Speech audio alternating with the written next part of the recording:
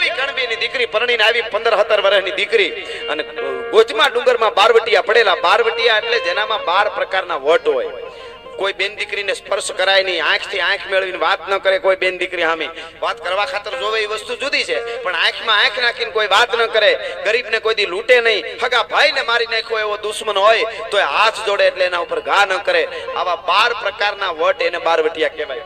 ઈ giga મહિયા નામનો રાજપૂત બારવટીયો ગોચમાં ડુંગરમાં પીડ્યો તો 3 દીથા. અને ગામમાં કોઈ ખેડૂ છે ઈ ઘરે વાડીએ નથી ગયા, અને વાડીએ છે ઈ કોઈ ગામમાં નથી આવ્યા. બારવટિયાની બીકે કોઈ બહાર નીકળતું નથી. અને એમાં પરણીને આવેલી દીકરીને 15 દિવસ હજી થયા હતા પરણીને આવી. અને પટેલની દીકરીએ નક્કી કર્યું કે મારો પતિ 3 દીથી વાડીએ છે, ભૂખ્યો હોય છે, અને મારાથી ઘરે કેમ ભોજન કરાય. સવારમાં વહેલી ઉઠી બેહું ધોઈ, છાશું ફેરી, માખણ ભરી અને દેગડી, એકમાં રેડિયા જેવી છાશ, એકમાં દહીં, બાજરાના રોટલા, શાક, અડદની દાળ, કાસરીઓ, અથાણા, બરાબરનું ભાત તૈયાર કરી હુંડલો ભરી માથે હુંડલો લઈને ઓહરીની પાળ ઉતરવા જાય. એમાં એની હાહુની નજર પડી ગઈ. અને હાહુની નજર પડી એટલે રાડ ફાટી ગઈ. વાલા મોય મરી ગઈ, ક્યાં જાશો? એને ખબર પડી કે આ તો ભાત લઈને જાય. કે તમારા દીકરાનું ભાત લઈને જાવ. કે ગાંડી થઈ ગઈ છો પાછી વાળ? તને ખબર નથી પડતી? ગીગો મૈયો બારવટીયો પડ્યો છે ગોચમાં ડુંગરમાં, વાડીએ જવાય ભાત લઈને તને મારી નાખશે, લૂંટી લેશે. એટલે બાઈને એમ થયું પાછી વળી જાવ, મારી હાહુ ઠપકો આપે છે ને કેમ જાવું મારે. પણ એ હજી વિચાર કરે છે પાછી વળી જાવ. તા હાહુ આગળ શબ્દ બોલી ગઈ કે ઓલો તારો બાપ ગીગો મૈયો લૂંટી લે હે. ઈ તારો બાપ ગીગો મૈયો લૂંટી લે. શબ્દ જ્યારે દીકરીના કાને પડ્યા ને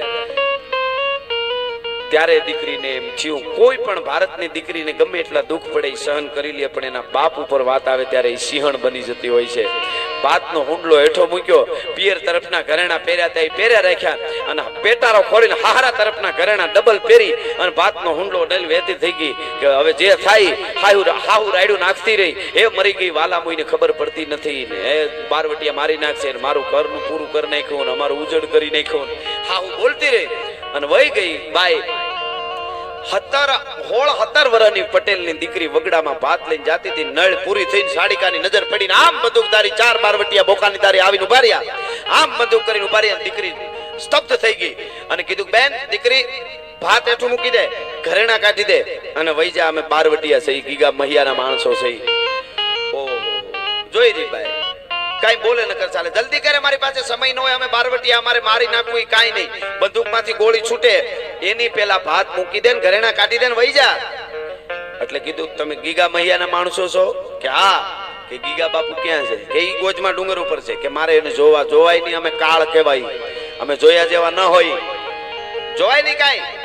એટલે કીધું કે નહીં મને ન્યા લઈ જાવ, નકર ઘરેણા નહીં આપો. અરે આ દીકરી તને ખબર પડે છે?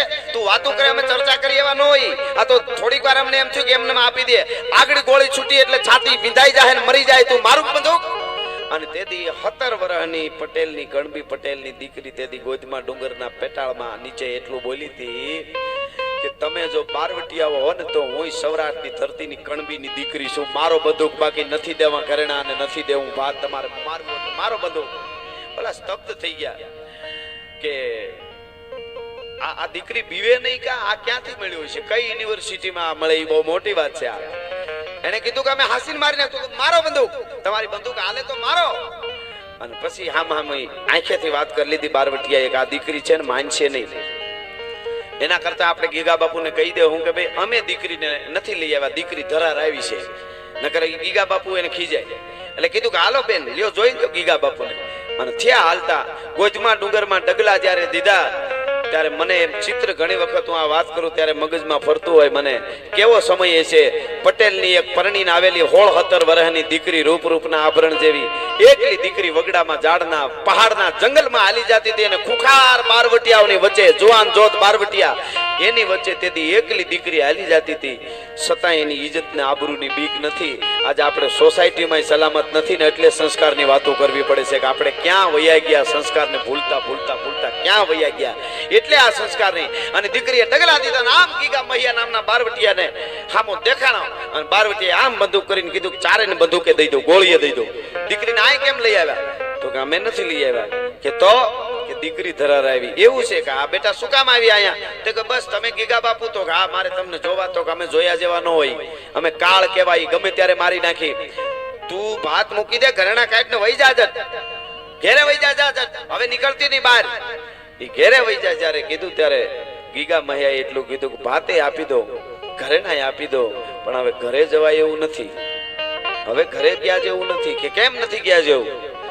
કે મારી કાળમુખી હાહુ બોલી હતી વેણ હાચા પડ્યા. કે તારી સાસુ શું બોલી હતી એ મારે સાંભળવાનું એમ? તો કે આ ઈ તો સાંભળવું પડશે. કે શું બોલી? કે હું ભાત લઈને તમારી બીકે મારો ધણી, અમે લગ્નને 15 દી થયા છે, મારો ધણી ખેડૂ પટેલ જવાન 3 દી થયા વાડીએ હતાણો છે, તમારી બીકે ઘેરે નથી આવ્યો. અને મને એમ થયું કે મારો પતિ ભૂખ્યો હોય ને મારે ઘેરે કેમ ભોજન કરાઈને હુવાય. એટલે ભાત તૈયાર કરી અને મારા પતિને દેવા હારું જવા હારું મેં ભાતનો હુંડલો તૈયાર કર્યો. અને ઓહરીની પાળ ઉતરવા જાઉં ત્યારે મારી હાહુ જોઈ ગઈ. એને મને ઠપકો આપ્યો કે ન જવાય, બારવટિયા લૂંટી લે. તો મને એમ થયું કે સાસુ ના પાડતા હોય ન જવાય. પાછી વળવાની તૈયારી કરતી હતી ત્યાં તો મારી સાસુ શબ્દ બોલી ગઈ, તારો બાપ ગીગો મૈયો લૂંટી લે હે. અને પછી બાપ ગીગો મૈયો લૂંટી લે હે એમ કીધું ને, એટલે પિયર તરફના ઘરેણા પહેર્યા હતા એ પહેર્યા રાખ્યા. હાહરિયા તરફના ડબલ ઘરેણા પહેરીને આવી છું. અને મારી હાહુને કહીને આવી છું કે ગીગો મહિયો જો મારો બાપ હોય તો હવે બાપ દીકરીને કેમ લૂંટે એ મારે જોવું છે. એટલા માટે ડબલ ઘરેણા પહેરીને આવી છું. હવે ભલે ગીગો મહિયો લૂંટી લે, પણ તા તો ખુખાર બારવટીયો તરવારના ઝાટકાથી વેતરાઈ ગયો હોય તો આહુડાનું ટીપું ન પડે. એ મરદા મરદ ગીગા બહિયાના આંખમાંથી આહુડાની ધાર થઈ મૂછે આવીને આહુડા અટકી જતા હતા. હાથમાંથી બંદૂક પડી ગઈ અને કીધું કે તા બેટા તારા જેવી દીકરીઓ મારી હિન્દુસ્તાનની ધરતીમાં છે, ત્યાં સુધી સંસ્કૃતિનો વાળ વાંકો નહીં થાય. બેટા હવે તને લૂંટવાનું ન હોય, આલે મારી પાસે એટલા કાવડિયા છે, તારે હાહુને કહેજે બાપ ગીગો મૈયો લૂંટે નહીં, એ તો કાપડું આપે. બેટા લૂંટાય નહીં, તને તો ન લૂંટાય, પણ હું પ્રતિજ્ઞા કરું છું કે તારા નાગણી ગામના ઝાડવાના સામે કોઈ દી લૂંટવાની દ્રષ્ટિએથી જોઉં તો હું રાજપૂતના પેટનો નહીં. આ મારી પ્રતિજ્ઞા છે. ભલા માણસ, એક દીકરી 17 વર્ષની બારવટિયાની વચ્ચે ઊભી હોય અને છતાંય નીડર હોય, એ કઈ સંસ્કાર અને કઈ સંસ્કૃતિ છે. અને પછી દીકરીને આમ હાલતી થઈ ને એટલે ગીગા મહિયાએ કીધું બેટા બાપ દીકરીને લૂંટે નહીં, પણ દીકરી બાપ ભૂખ્યો હોય ને તો દીકરીની ખવડાવવાની ફરજ આવે. અરે હા બાપુ લ્યોની કયો તો હજી પાછું બીજું ભાત વધારે બનાવી આવું. બહુ સરસ રોટલા છે, શાક છે, ફલાણું ઢીકડું લ્યોની, આમાં દહીં છે, આમાં માખણ છે.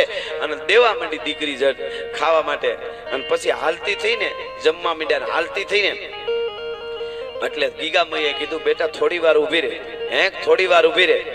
કે કેમ?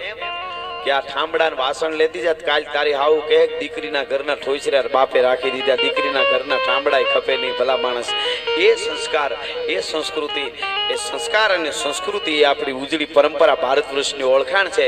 એવી સંસ્કારની વાતો કરવા માટે મળ્યા છે. એટલે જે મારી પાસે આ બધી વાતો છે બધા સાંભળે છે, એ કાયમના માટે અમે લઈ અને નીકળ્યા છીએ. ઘણી વખત અમારા પ્રોગ્રામમાં હું કહેતો કોઈક એવો વખત આવશે તો સ્ટેજ માથેથી નીચે ઉતરવાની તૈયારી રાખશું, પણ બોલવામાં અમારા સ્તરમાં નીચે નહીં ઉતરીએ. એવી વાતો જ્યારે કરવા આવ્યા ત્યાં છેલ્લે રામવાળાને લડાવતા ગીગા બારોટનું સપાખરું કહી અને પાછું મામાને હું ગોપું છું.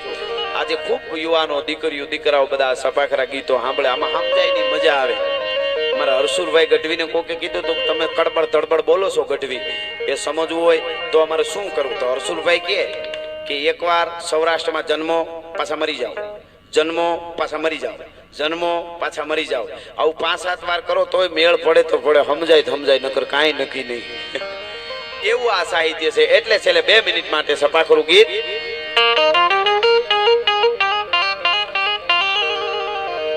હાંજા તોડિયા પાંજરા બાળા હાંકળ લેતી બાગ છૂટ્યા પણ બોલ લાંબા લાંબા દિયા હાથ હાથ ગાડી દેતા દીની કામ દાળા પછી પેના કે જાણે બેટા કાસી માન કે દેતા ગાળા બાળા બેગો બાળા કલ્લે ગાળા મેર જાયગા બાર બાળા મેગા ગાળા લાગ તાળા મોર કને કોટાળા બોટાળા વાહે પાતળા નોર પાડે પાડે તાળે મધુ કાળે પાગારા દૂર